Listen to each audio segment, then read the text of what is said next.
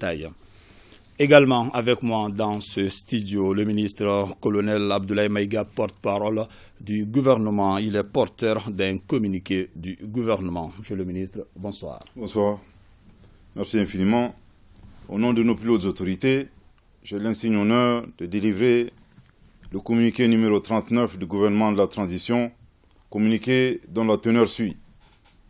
Le gouvernement de la transition a pris connaissance du communiqué final du sommet extraordinaire de la conférence des chefs d'État et de gouvernement de la Communauté économique des États d'Afrique de l'Ouest, CEDEAO, tenu le 22 septembre 2022 à New York sur la situation au Mali et en Guinée.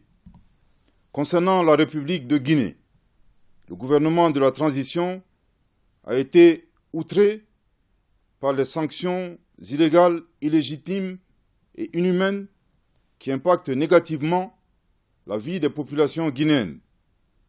Compte tenu de la solidarité et de la fraternité entre le Mali et la Guinée, le gouvernement de la transition décide 1.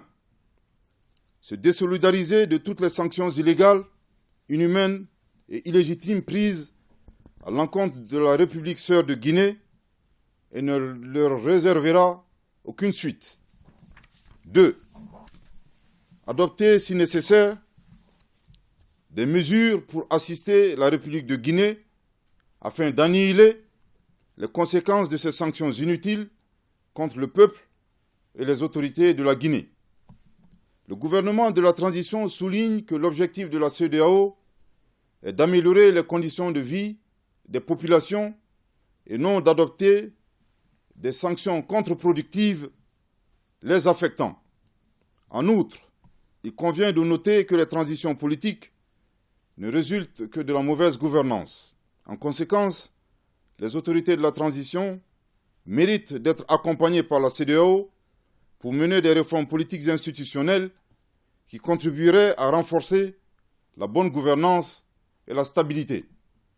Le gouvernement de la transition exprime sa solidarité indéfectible et son ferme soutien au peuple frère et au gouvernement de la République de Guinée dans leur engagement à jeter les bases d'une refondation de l'État guinéen à travers des réformes politiques et institutionnelles nécessaires à un retour apaisé, crédible et sécurisé à un ordre constitutionnel normal. Le gouvernement de la transition reste ouvert dans le respect mutuel et dans le cadre du panafricanisme à toutes les initiatives sincères de recherche de solutions aux défis relatifs à la stabilité, à la paix et à la sécurité de notre sous-région. Que Dieu bénisse le Mali et la Guinée, qu'il préserve les Maliens et les Guinéens.